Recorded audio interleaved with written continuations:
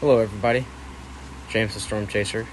I'm going to start a little mini-series of breaking down the parts of the Bible.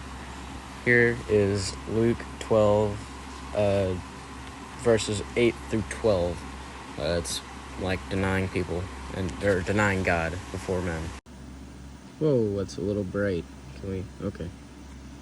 Alright, reading for today comes from Luke chapter 12, verses 8 through 12.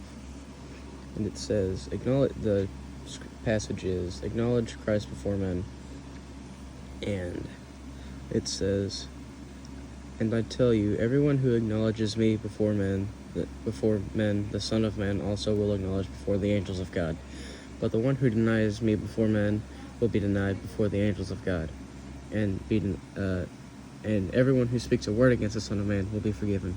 But the one who blasphemes against the Holy Spirit will not be forgiven. And when they bring you, And when they bring you before the synagogues and the rulers and the authorities, do not be anxious about how you should defend yourself or what you should say, for the Holy Spirit will teach you in that very hour what you ought to say. It's very bright. 1 second.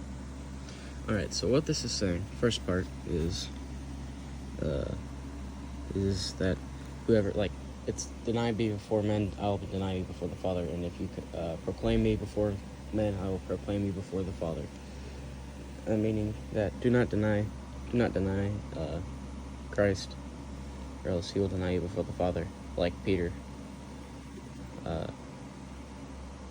But here's the thing, Peter denied Jesus 3 times, and he was forgiven and anointed. Alright, so, and everyone who speaks, and everyone who speaks a word against the Son of Man will be forgiven, but the one who blasphemes against the Holy Spirit will not be forgiven. This means, doesn't mean that, it's the unforgivable sin, is blasphemy of the Holy Spirit. So whoever, let's say that it's not intentional. It is. 1 second.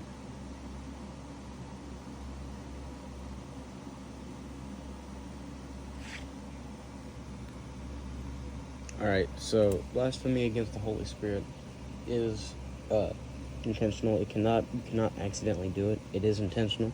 So if I become a Christian, I am a Christian. If if Billy becomes a Christian and he decides to walk his own path, that's blasphemy against the Holy Spirit, because let's say he walks his own path and he keeps doing sins, and I'm going to quote Cliff here, and he says, "Bug off, Holy Spirit. I don't want you in my life," or anything like that. That's blasphemy against the Holy Spirit. So it's intentional.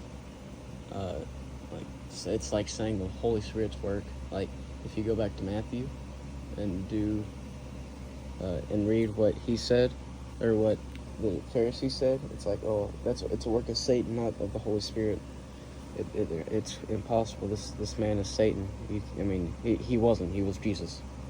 He was Jesus in the flesh.